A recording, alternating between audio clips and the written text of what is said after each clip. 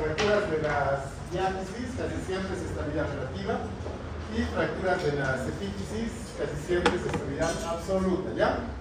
Ya, a ver, hemos dicho que aparte de los que están haciendo la práctica igual, han visto que hay placas especiales, ¿no? Las placas anatómicas, LCPs. Esas placas nos dan un tipo de estabilidad que se llama estabilidad angular. Ahora vamos a entender aquí qué significa estabilidad angular. Vamos, chicos. Ganas.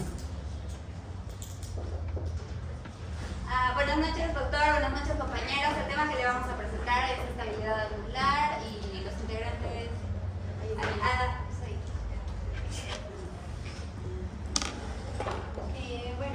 El título del artículo donde sacamos la información es placas angulares estables largas, una solución para fracturas complejas de húmero. Primero vamos a empezar definiendo qué es. Las placas de estabilidad angular van a ser son dispositivos médicos empleados en la fijación interna de fracturas óseas, especialmente en situaciones donde se requiere una fijación estable y precisa. Aquí podemos ver un ejemplo. Vamos a hablar sobre sus funciones. Va a tener la función de proporcionar estabilidad angular, van a mantener la alineación correcta del hueso y evitan el desplazamiento de los fragmentos durante la cicatrización. Luego, otra de sus funciones es mejorar la estabilidad en aquellos huesos debilitados. Son útiles en huesos con baja calidad como los afectados por la osteoporosis. Vamos a ver que estos van a promover una fácil curación, van a facilitar lo que es la consolidación del hueso al mantenerlo en su posición y esto durante el proceso de curación. Y finalmente van a permitir una carga temprana gracias a la rigidez de la fijación. Esto va a permitir que el paciente comience a utilizar la extremidad antes, es decir, que va a haber una rehabilitación más rápida. Y entre los usos comunes, es decir, cuando se lo utiliza pues en fracturas complejas o continuas, en fracturas en zonas donde es difícil mantener una alineación y en lesiones en pacientes con huesos osteoporóticos.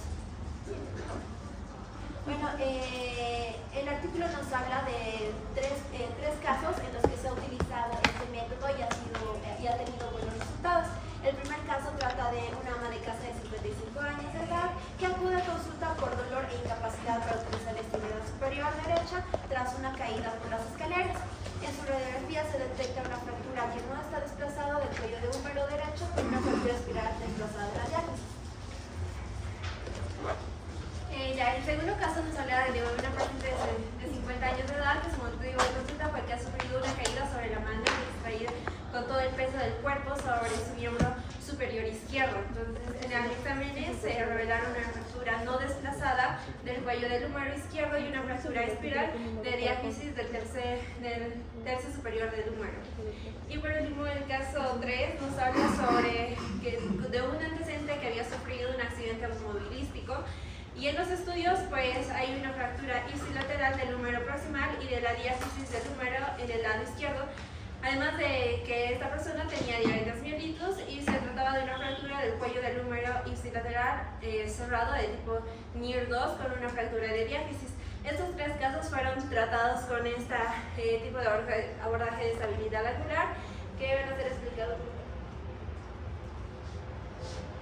La idea en este punto es llegar a formar un callo secundario que vaya a reforzar con un, se podría decir, despliegue de la articulación controlado, es decir, un movimiento controlado.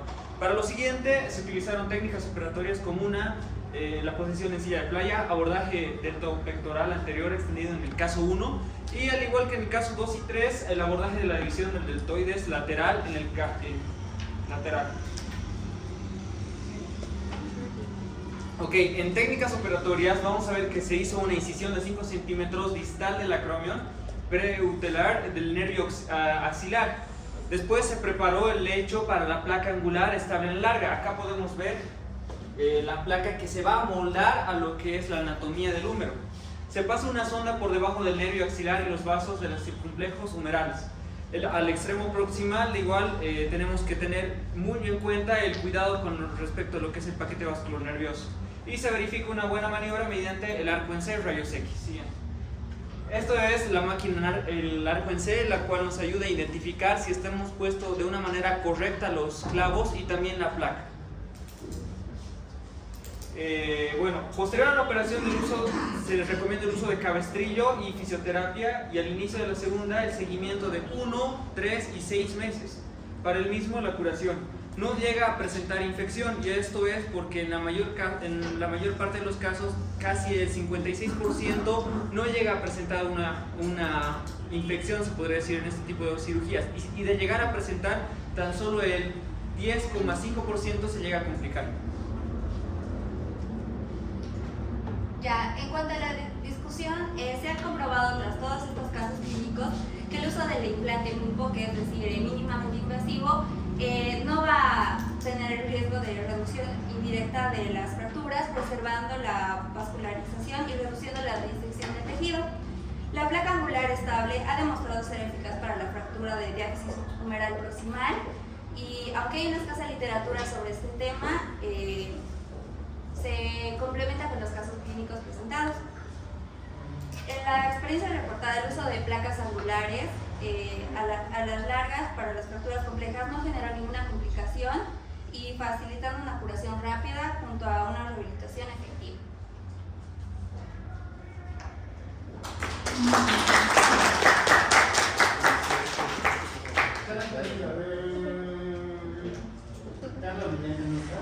No.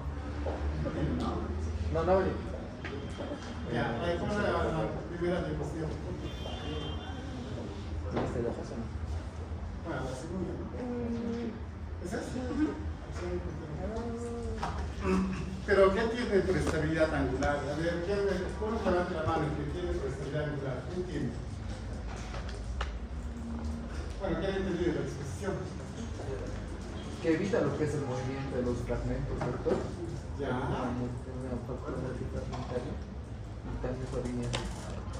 Ya, cuando hablamos de estabilidad angular, nosotros ya empezamos a hablar de lo que son las placas denominadas RCP. Las placas RCP son las únicas placas que han aparecido en las cuales el orificio donde se pone el tornillo es un orificio combinado. Tiene un orificio que tiene una cabeza de rosca y tiene un orificio liso, como ven acá, ¿no? Este orificio de cabeza rosca sirve para que el tornillo también tiene una rosca. Entonces, cuando empezamos a atornillar, la rosca se engarza acá. Entonces, la resistencia va a la placa y al tornillo, ¿no?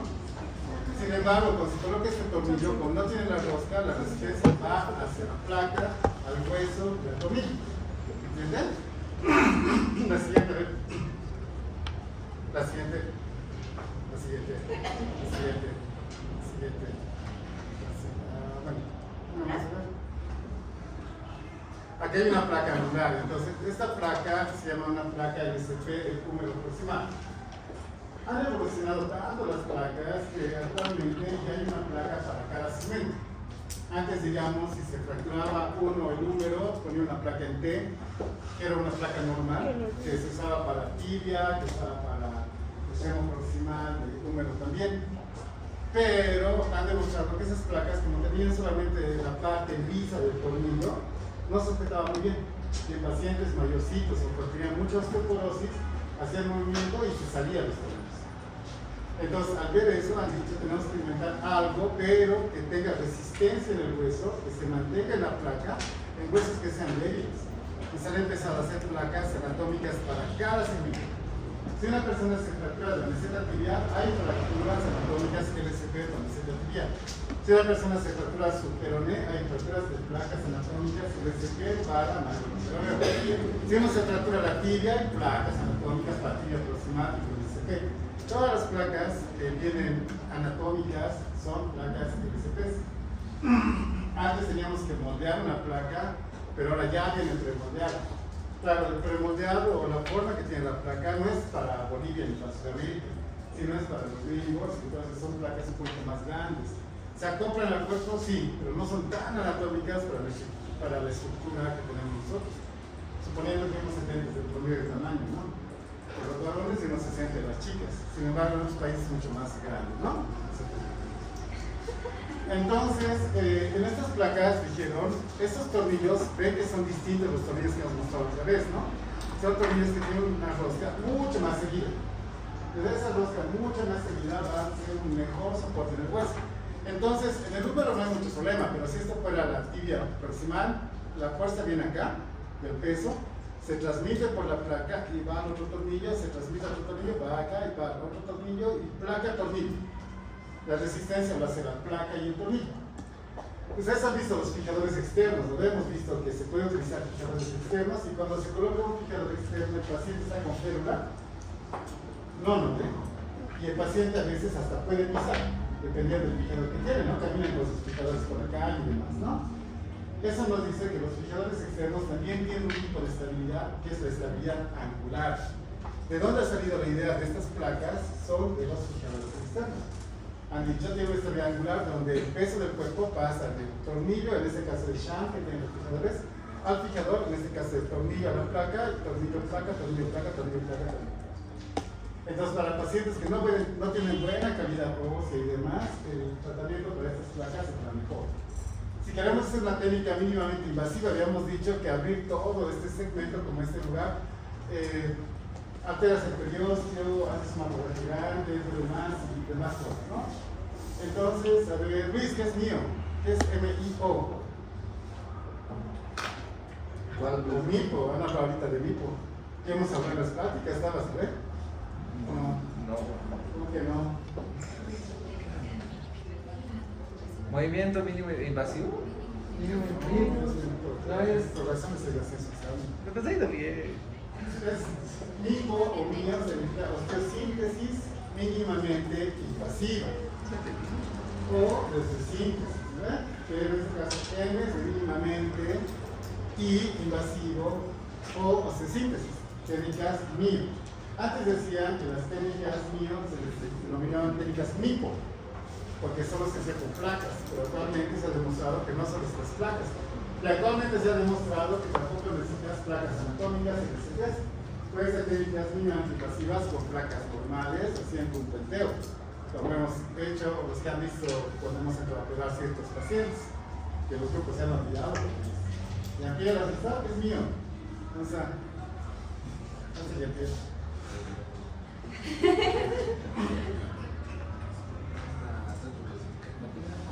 ¿Qué? Entonces, ese tipo de técnicas quirúrgicas utilizando la estabilidad angular se ha hecho para esos pacientes que tienen que tener una rehabilitación también rápida. Porque como hemos dicho que el peso va a través del tornillo y la placa, el hueso no tiene mucha responsabilidad. Entonces el paciente puede utilizar 2 semanas después del procedimiento. Si a este paciente, digamos, le ponemos una placa, digamos que es de la tibia, ¿no? O de la tibia distal, le ponemos una placa convencional. Entonces, ese paciente no puede pisar, porque lo más seguro es que cuando pise, los tornillos se van a salir, se va a aflojar, la placa se va a desplazar y la placa se va a romper. Por eso existe este tipo de placas que son mucho más resistentes y tienen una fijación mucho más dura en el tejido óseo.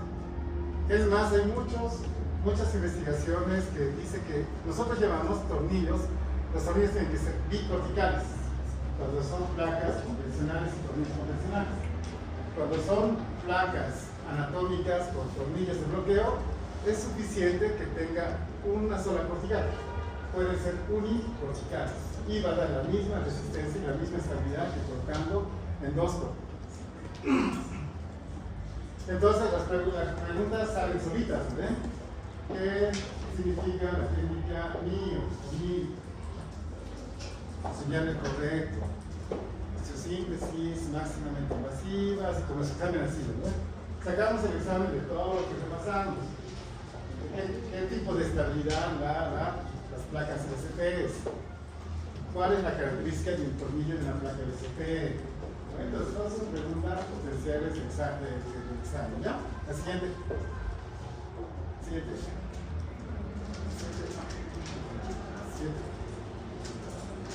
Ahí está pidiendo. Llegó otra vez el otro pattern que dice. Muy bien. Entonces, pero ya, no sé si vamos a volver a repasar para que se les quede grabado. No podemos avanzar para cuidar. Se van a entender muy bien lo que son las técnicas con estas placas. Y cuando ustedes vean un paciente con una placa y vean así, van a decir, está súper bien, pero aquí podemos encontrar como 20.000 errores. ¿Qué errores para encontrar? Ponle esa placa, está muy bien. es un artículo, seguramente no se pone un artículo, ¿ve? Sí, ¿Qué creen que está mal ahí, usando la lógica? ¿Ah? A ver, levante la mano uno. ¿Qué dice? ¿Qué dices? Adriana. En este caso la fijación en tornillo pasa 4 líneas. acá. Tiene que quedar. Los de arriba están cruzados. Entonces ustedes están comenzando y aquí notan que está todo bien y si a un familiar lo opera más, sí está todo súper bien, ¿no? Pero aquí ya vemos ciertas variantes. Por ejemplo, esto parece una L, ¿no ve? O sea, tiene una angulación de unos 90 grados. Pero eso no tiene que ser así, porque el húmero no tiene esa angulación anatómicamente, ¿no ve? Segundo, este tornillo no tiene esta dirección, sino el tornillo, este tornillo se llama tornillo de carga, que siempre viene así. No es el grupo que está rotando conmigo, ¿qué se llama? Aparte de la Valentina. Pues, Fabiola, ¿cómo es? ¿Hemos operado o no hemos operado eso recién? ¿El tornillo venía así? No, porque hay un tornillo que tiene esta dirección. Y ese tornillo es más importante porque ese tornillo da mucho de la estabilidad angular. Claro, este es. Ese es el tornillo que va en esa dirección. Cuando operamos con una técnica mínimamente invasiva hay una regla. No es como operar con una placa normal. Cuando operamos con una técnica mínimamente invasiva no es necesario colocar todos los tornillos, ni que todos sean bicorticales. ¿Qué más? Ana, ¿dónde está la Ana? O no, este tornillo que hemos puesto era pequeño, ¿no ves? Era bicortical, ¿por qué crees? Para no juntar o destruir No. Soraya. ¿No está? Soraima. ¿Dónde está? ¿No vino? ¿Hablando no? mucho abuso en Kevin. ¿Cómo es? ¿Por qué vas con este tornillo pequeño?